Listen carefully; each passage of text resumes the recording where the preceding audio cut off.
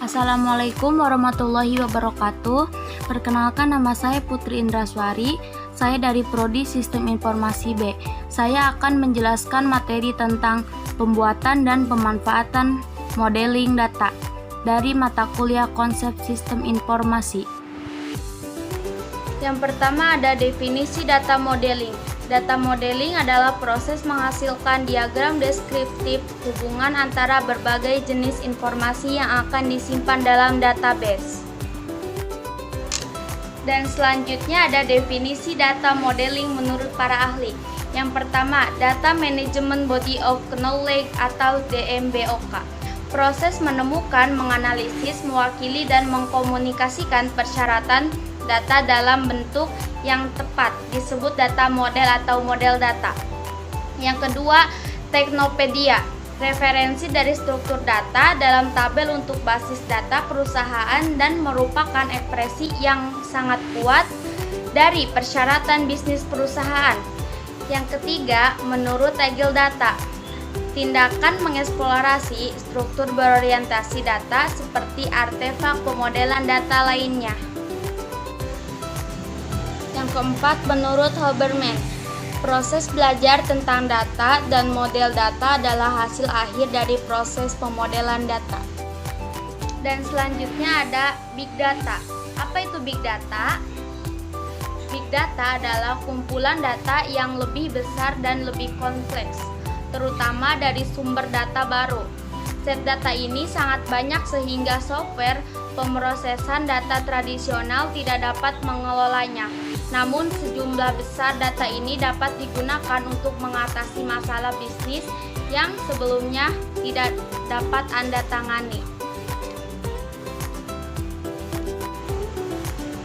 Big Data sendiri memiliki hukum 3V, yaitu yang pertama ada volume, yang kedua ada velocity, yang ketiga ada variety.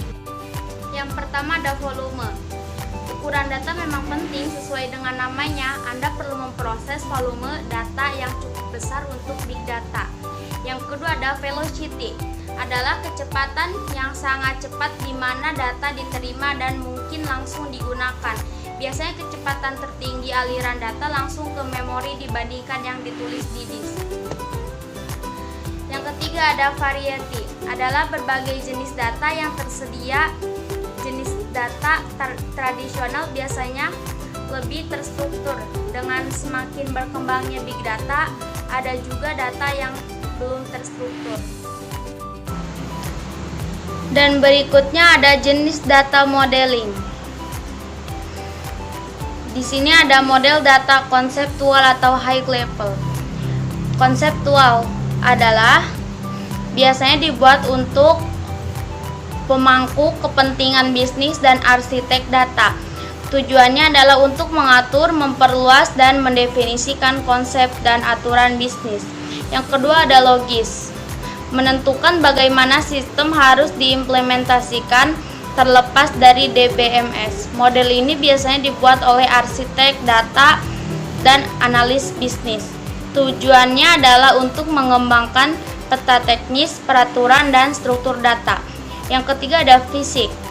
Data model ini menjelaskan bagaimana sistem akan diimplementasikan menggunakan sistem DBMS tertentu. Model ini biasanya dibuat oleh DBA dan pengembang. Tujuannya adalah implementasi aktual dari database. Dan berikutnya ada tujuan utama data modeling. Tujuannya adalah memastikan bahwa semua objek data yang dibutuhkan oleh database diwakili secara akurat. Kelalaian data akan menyebabkan pembuatan laporan yang salah dan menghasilkan hasil yang salah juga. Yang kedua, data model membantu merancang basis data pada tingkat konseptual, fisik, dan logis. Ketiga, struktur data model membantu untuk menentukan tabel relasional, kunci primer dan asing, dan prosedur tersimpan. Yang ketiga, ini memberikan gambaran yang jelas tentang data dasar dan dapat digunakan oleh pengembang basis data untuk membuat basis data fisik. Juga bermanfaat untuk mengidentifikasi data yang hilang dan berlebihan. Meskipun kreasi awal data model memakan waktu dan tenaga dalam waktu panjang, hal ini membuat pemutakhiran dan pemeliharaan infrastruktur TI lebih murah dan lebih cepat. Berikutnya ada bentuk atau jenis model data. Model data dapat dikelompokkan berdasarkan konsep pembuatan deskripsi struktur basis data, yaitu ada 3. Yang pertama, model data konseptual atau high level. Yang kedua, model data pixel atau low level. Yang ketiga, model data implementasi atau representasional. Yang pertama, model data konseptual atau high level. Menyajikan konsep tentang bagaimana user memandang atau memperlakukan data. Dalam model ini dikenalkan 3 konsep penyajian data, yaitu entity atau entitas, merupakan penyajian objek, kejadian atau konsep dunia nyata yang keberadaannya secara eksplisit didefinisikan dan disimpan dalam basis data. Contohnya mahasiswa, mata kuliah, dosen, nilai, dan lain sebagainya. Yang ketiga ada atribut atau atribut. Adalah keterangan-keterangan yang menjelaskan karakteristik dari suatu entitas seperti NIM, nama, fakultas, jurusan untuk entitas mahasiswa. Dan selanjutnya ada relationship atau hubungan, merupakan hubungan atau interaksi antara satu entitas dengan yang lainnya. Misalkan, entitas pelanggan berhubungan dengan entitas barang yang dibelinya. Yang ketiga ada model data implementasi, merupakan konsep deskripsi data disimpan dalam komputer dengan menyembunyikan sebagian detail deskripsi data sehingga pada user mendapat gambaran global. Bagaimana data disimpan dalam komputer model ini merupakan konsep model data yang digunakan untuk model hierarki, jaringan, dan relasional. Di sini ada jenis-jenis model data. Ada Object Based Data Model atau OBDM. Yang kedua ada Record Based Data Model atau RBDM. Yang ketiga ada Physical Based Data Model atau PBDM. Yang terakhir ada Conceptual Based Data Model atau CBDM. Dan di samping adalah contoh model data implementasi.